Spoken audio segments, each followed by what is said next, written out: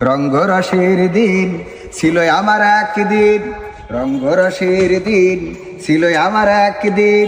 12 ঘন্টা বেলায় আমার সন্ধ্যা হইল, পাখি উড়ে যাওয়ার বুঝি সময় হলো, পাখি উড়ে যাওয়ার বুঝি সময় হলো। শরীরে চামড়া ছিল টান, মিষ্টি সুরে গাইতাম গান, গলার আওয়াজ আমার কত দূরে যাইতো।